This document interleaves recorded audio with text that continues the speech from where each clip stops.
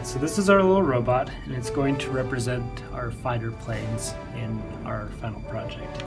And these things are going to drive around, trying to search for enemy fighters, trying to avoid getting shot by enemy fighters, trying to avoid going out of bounds. What we're going to do is we're going to take this robot and normalize the map according to the perspective of the robot. So we're going to normalize it. So this, as far as the robot's concerned, this is how it sees the world. This is forward, it's backwards, and we can create zones.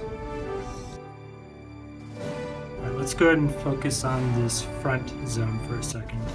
What the front zone is going to look for is the existence of any enemy fighters or any obstacles that might be in this area.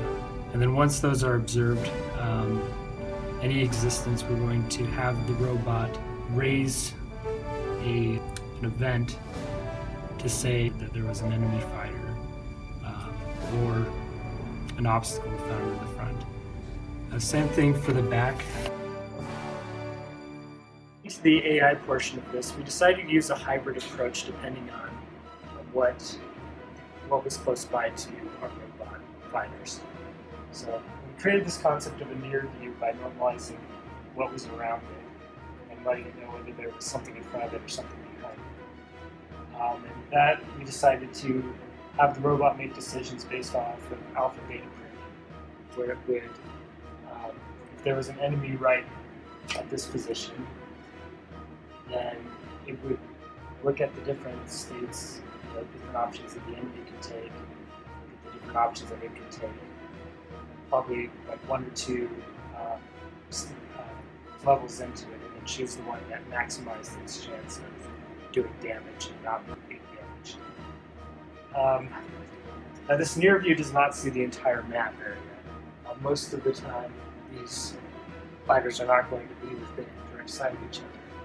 So we came up with this concept of far view, and in this area, if none of these robots can detect anything around it, it will switch to potential fields, adding a positive field to any enemy fighter in the map area.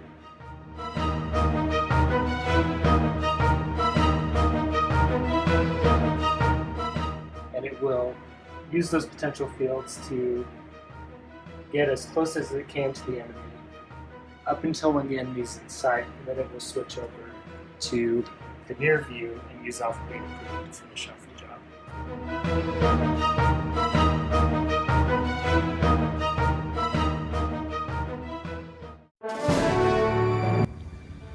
To finish up, I briefly want to talk about the direction we would take this project, or rather where we envision our project to be had we had more time to work on and complete this project. And there are several elements we believe could be improved or added. There's a few decision elements we believe we could add, such as ammo and fuel and some other considerations for the robot to take in its decision making. Also, there's some improvements we could make with the AI, rather than have a pilot follow pretty closely an enemy's path as it's doing now. We could have it anticipate an enemy's movement and take a more direct route and be a little more efficient in its decision making. We're confident that given more time on the project, we could get it where we envision it to be in its entirety.